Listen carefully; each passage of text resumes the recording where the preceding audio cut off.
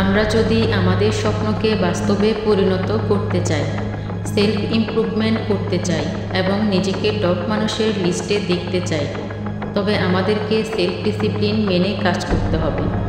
আজকের ভিডিওতে আমি কয়েকটি স্টেপ তুলে ধরেছি।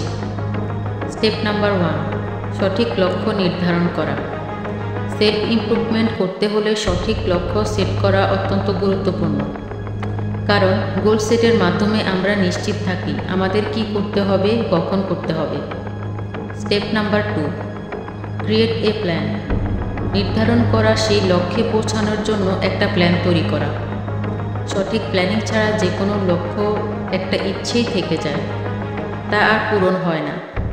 একটা লিখিত প্ল্যানিংই পারে আমাদের সেই ডিসিপ্লিন তৈরি করতে।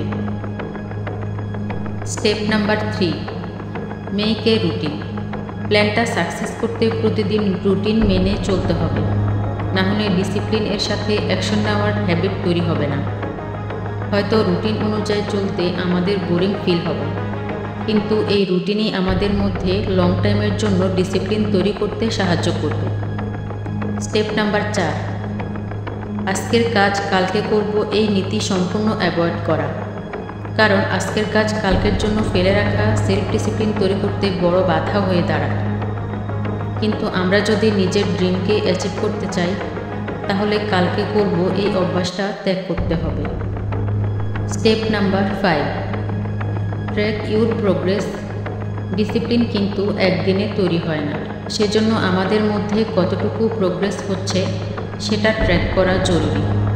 সেজন্য আমরা একটি ছোট খাতা মেনটেন করতে পারি, যেখানে প্রতিদিন কতটা কাজ করলাম সেগুলো নোট করে রাখতে পারি এবং মাস শেষে চেক করতে পারি মাসের শুরুতে কোথায় ছিলাম এবং শেষে কোথায় আছি। এভাবে নিজে না করতে পারলে ফ্যামিলির হেল্প নিতে পারি। স্টেপ নাম্বার 6, ব্যর্থতা থেকে শিক্ষা নেওয়া। প্রথম মাসে হয়তো আমরা সব কিছু নিয়মিত করতে পারলাম না, রুটিনে কিছু গ্যাপ থেকে গেল। এই অবস্থায় আমাদের হাল ছেড়ে দিলে হবে না। ধৈর্য ধরে খুঁজে বের করতে হবে আমরা কি ভুল করেছি। সেগুলো থেকে শিক্ষা নিয়ে সামনের মাসে যেন একই ভুলগুলো না হয় সেই চেষ্টা করতে হবে। Step number 7, reward yourself. আমরা যেমন প্রোগ্রেস না করতে পারলে সেটা থেকে শিক্ষা নিতে হবে, তেমনি মাস শেষে যদি দেখি প্রোগ্রেস হয়েছে, তাহলে নিজেকে পুরস্কৃত করতে হবে। এতে করে হার্ডওয়ার্ক করতে বোরিং লাগবে না, নিজেই নিজের সাপোর্ট হয়ে উঠবে। তো ভিউয়ার্স, এই ছিল সেলফ ইমপ্রুভমেন্টের 7টা স্টেপ। আপনারা কোন স্টেপটি ফলো করেন সেটা অবশ্যই কমেন্ট করে জানাবেন।